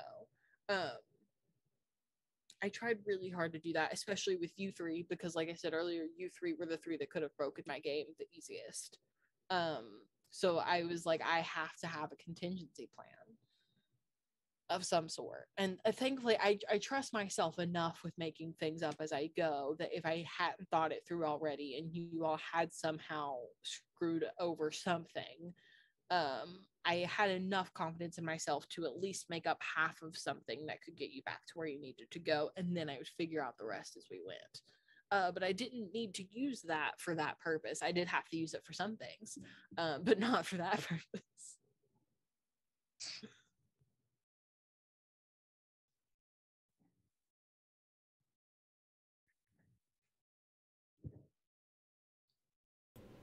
All right, well, if we do not have any more questions, we can probably wrap this up. Yeah, probably. Yeah, I don't think I do. Yeah, I was going to say, if you two don't, if anybody in chat, if you have any last minute questions, feel free to pop it in. But yeah, Get I think comments. we're Get in the comments. pulling a Brennan Lee Mulligan. But like I just want to say thank you again. I'll say it until my face turns blue. Like I couldn't be happier with like how all of this has progressed with the three of you, and being so willing to try something brand new, because obviously memory lane doesn't exist anywhere. This wasn't a game, like this wasn't It like exists, approaching just not to you. the public yet. Well, yeah, but like I'm saying, like you couldn't go online. Like if somebody asked you to play a game you hadn't heard of, you can normally go online and find like an actual play of it or something to where you can watch a few minutes of it and figure out if you would like it or not. This obviously was a different situation where like this is the first and only actual play that exists on the internet right now, with this game system. And so you all were willing to take a huge risk because you believed in me, and like some paragraphs that I had sent you all of me rambling about all these ideas that I had. And like that was literally all you all had when you said yes. So it means a lot to me that you three would let me DM for you all for the first time, and you all would give such positive feedback about the whole thing and be so open and nice about it. And obviously to the people that are watching, like thanks for taking a shot on something you obviously hadn't heard of before. It's a really cool feeling to like know that something I'm making somebody likes outside of me. And that it's not just me sitting on my couch staring at my screen going, is this okay? Like, is it fun? Is it something that someone out there would appreciate? um it's a lot of feelings that come with it, and it's a lot of feelings that came with tonight. Like as I was walking down the stairs to do this, because we stream in the basement of our house.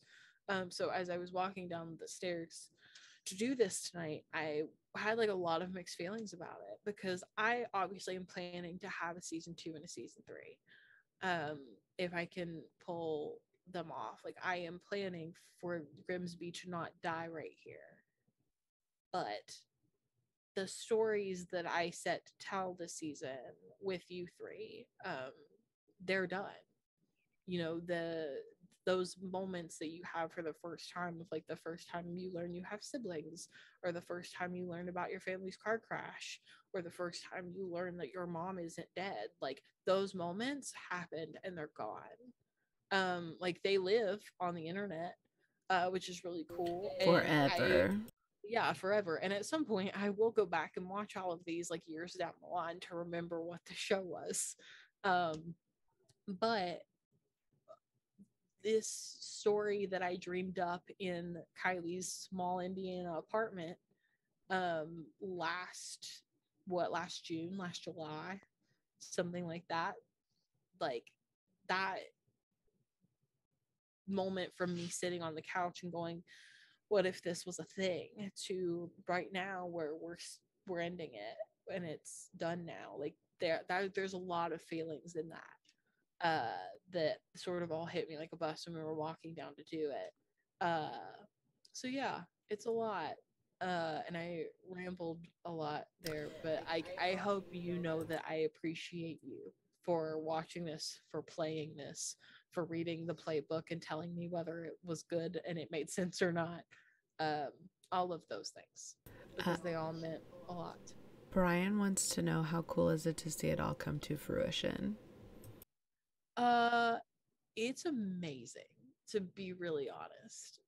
I never thought I would be able to do this. Because as much as I thought like I could make a system, me DMing was not something I ever thought I would do. We had a talk a long time ago, before we started to stream and before all of that. That was just a talk at the table of like, if anybody wants to give a shot at DMing, like let's talk about it and let's figure out something for you to do. And I straight up said no thank you. I said, like, I do not have the desire. I don't think I would be good at it. Just like count me out. I will happily play in anything anybody comes up with, but I don't think DMing is for me. I'm the only one who's stuck to that. Yeah. Kylie and I were the only two that said that day, and I flopped on that. And had this idea, and still, even as I was writing it, was like, I don't think I'm actually going to do it. Like, I think I'm going to check it out, and I think what I'm writing right now will never see the light of day, and that was fine with me. I was like, I've had a really fun time working on it, but I don't think it'll ever come to be. Like, even if we hadn't streamed it, I didn't think I would even just do it as a home game, because I was so scared that I wasn't going to do well. But now to like see it and like physically have had like the logo, like the day I drew up the logo, I was so excited about it. And like, that's not a font. I handmade that, and then I kicked myself for a week because I needed numbers to match all of it, and I was like, why didn't I just pick a font? But like, seeing all of those little bits and pieces come together, and like the days that we were counting down, like we did like a 10-day countdown on Twitter and stuff of like leading up to While we were out of town. Yeah, while we were out of town, like I made all of these, and then we went out of town, and so we were like, I was publishing them while we were out of town. Each day I was like, hey, did you post that thing today? Yeah. But like, to see all the little bits and pieces of it come together, I was like, oh, it's actually happening. Like, I have to do this. Like, we've put it on the internet that it's actually happening, and like I have to like go make it a thing now. And then like we did the first night, and I was so scared, and I thought I was going to throw up the entire episode. I was like, I'm going to be sick, because I was so nervous about how it was going. But then it ended up going really well, and then like week after week, as everything built up, I was like more and more proud of what was being put out there. So to see it all come together has been a really wild thing for me. I'm proud of it. Even with the things, like I said earlier, that I feel like it could have done better, I'm really proud of it. It wouldn't be a Monday night. It wouldn't be a Monday night if he didn't sneak in the chat. Nubby. Anyway, 5 Foot Latina says, I'm glad you decided to just go for it. And Brian says, Yes. This chapter is done, but I foresee much more to come in the future, and for this to live and grow. Having been a DM, I have much respect for anyone that does it or even tries it. It's very challenging at times, but you are up to that challenge, and look at what you've created. And then Nubby's being a dick. Ignore him. I already read your things, Nubby. But yeah, that all means a lot, and I'm glad I went for it too. And Brian is right. You know, we've talked about 2 and 3, and like, if Everyone's Forgotten is the only series that I ever get to DM, like I will be so proud of it. I don't know if it will be or not. I'm writing more, but again, if those things never make it out of my laptop, and they never, like, no one sees them but me, I will be okay with that.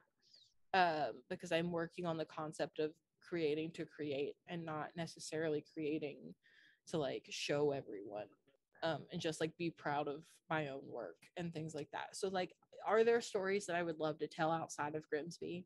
Absolutely. I've got ideas for quite a bit, but if the only stories that anyone ever sees from me are all about Grimsby and the people that live in it, I will be just as equally as proud of that.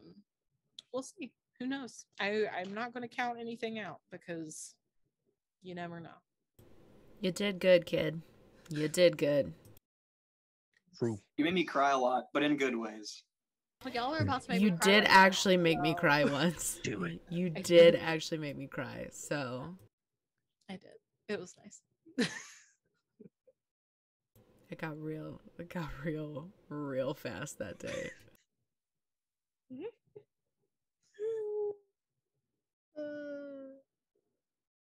Oh, thank you, Nubby. That's so sweet. I made that. It's the first intro I've ever made. but I very much had a fun time making it. A lot of our streams going forward are going to have that style of intro. Because I made the next one, so don't get too excited. It's not the best. It's not as cool as Mouse, so don't get excited. Well, it's got its own. It's good. It's good. It's got its character that I think it'll really sell. It's got character, and I'm really proud of it. But like, it's not nearly as good as Mouse. Like, let's be real, it's not as good. Even though this is the first trailer I've ever made, this is not the first video I've ever put together that was like clips to music to convey a story. This was just for a different purpose. But Kylie made the one for Muppet Born, and I really like it, and I think it's going to turn out really cool. We are working on one for world builders, because I think even like the shorter campaigns that we do, like minus one shots won't have anything like that, but like campaigns on the channel, I think are all going to have that sort of intro. I just think it's a nice way to start a show, and it gives all the cast members names and things like that, and it sort of lets you know a little bit of what you're getting into. But the Everyone's Forgotten trailer will always mean a lot to me, and I'm going to keep it for forever. I swear to God. I swear to God. Like similar things. I hate you so much. I hate you so much.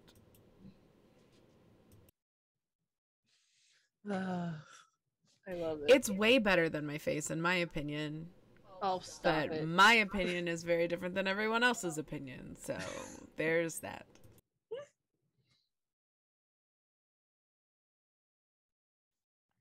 I would agree, Brian. The story would have 100% been completely different had I picked 3 other people to play this game. You 3 are really like, because I write, yes, like I write the gist of what happens, but the beauty of a game like TTRPGs is that a different cast would tell a completely different story with the things you were given. So hopefully they probably wouldn't have gotten them church ladies stoned as fuck. No, I doubt that would have happened They're with lost. literally any other cast ever. I don't think anyone else would have had a crazy room. No red string room. I can see other people having like a secret room. I don't think they would have pulled it off quite like you did. I don't know that anybody else would have come to me and been like, I want to play a priest in training. I think that one threw me for a little bit of a loop. That's my favorite. I had so many ideas for like characters and things like that and NPCs I was working on, and I was like, watch, Ryan's gonna come to me with something that I've already planned for an NPC, and I'm gonna have to like rewrite all this. And he completely came out of left field and was like, I want to play a priest in training. And I was like, when Mal told me your character concept, I fucking lost it. Yeah, because I already knew a little bit about Drew's, and I had come up with mine. And she was like, oh, Ryan sent me his stuff, and I was like, oh, what's Ryan doing? She was like, he's gonna be a priest in training, and I fucking lost it. That's great. It was Glad it I was could be of great. service. I loved the characters you all put together, and I loved that they were such opposite ends of the spectrum. Like Tom and Calvin were just about like the most different people you could have made. Oh yeah. With Calvin being like very much in his faith at the beginning anyway. Faith is a rocky road, but but like Calvin like had that journey, and then Tom came in as like a drug addict and criminal, and then like slowly as the season went on, Tom realized that like that wasn't what he always was. So yeah, I gave you all I wanted to like work with like overarching storylines that like took people in fun directions, I thought, and things like that, which technically Ryan had come up with Calvin like having trouble with his own faith, and then I was like, you know what, I'm just gonna get the church involved at this point, let's go. Let's all confront our religious traumatic events. Let's all go for it.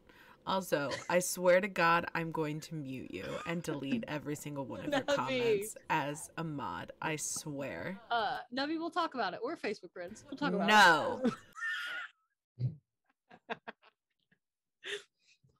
Talk about it. We're Facebook friends.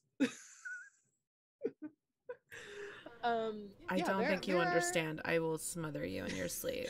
And then I will drive to Evansville, and then I will murder him as well. There are a lot of stories to tell though. There are a lot of stories to tell, quite a few, and I'm excited about each and every one of them. Whether people see them or not, obviously you all will see at the very least a season 2 of Everyone's Forgotten, whether it's the prequel or we follow these 3 again, in like the aftermath of what happened. Something will be seen of Everyone's Forgotten again at some point. 6 seasons in a movie. 6 seasons in a movie. Let's go. It's just gonna be like Futurama. It never dies. Yeah, that's it. It's back. Welcome back to season 42 of Everyone's Forgotten. That's what's gonna happen. Quinn and Tom are grandparents now. Yep. They don't know No, it. we forget for a whole different reason. Wow. Fantastic. I swear. Yeah. I don't know. We'll see what happens. I put these things out on the internet and then I wing it until something happens, until some part of it succeeds. So I put it out on the internet tonight. That was step 1. I started writing it today, actually, earlier before the stream. And now we see what happens. We write the rest and we see if people want to play it. And if not, we'll scrap the whole thing and I'll rewrite another thing. And then I'll come back to you 3 and be like, you ready to go again? We'll see. We'll be ready. I'm already ready. She be Everyone's Yeah. Forgotten. Yes. All right. Thank you, everyone, for tuning in. Thank you, everyone who's tuned in throughout this whole process. We really appreciate it. Thank you, Mal, for creating this beautiful story. And don't Netflix this. For creating this beautiful story and giving us the opportunity to do something so deep. I haven't got to do that in a while. So, That's probably all you'll ever see from me. If anybody ever comes to me and goes, could you write a lighthearted game? I'm going to be like, yes, you could. You 100% could. And it would feel be like it'd nothing be but a sunshine so and rainbows. hard. It'd be fucking Depends on where you like sunshine Furbies. and rainbows and unicorns and like everybody just having a wonderful picnic. That's what that game would be. But thank you so much. I'll roll for picnic. We are gonna wrap it up. Yeah. Yes, I am going to murder you. Goth unicorns.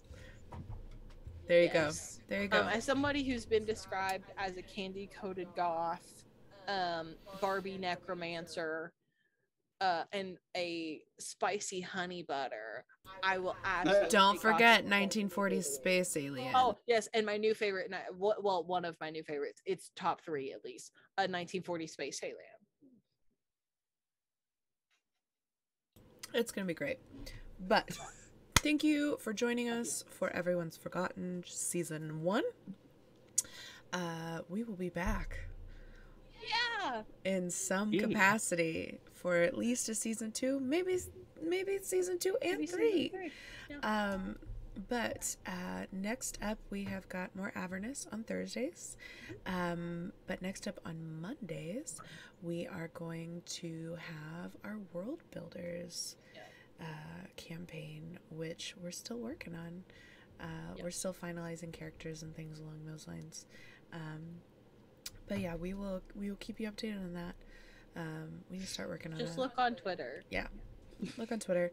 And if you're not bored, or if you're not busy and you're bored tomorrow, or if you're not bored and you just want something fun to watch, please tune into Gnome Anne's channel.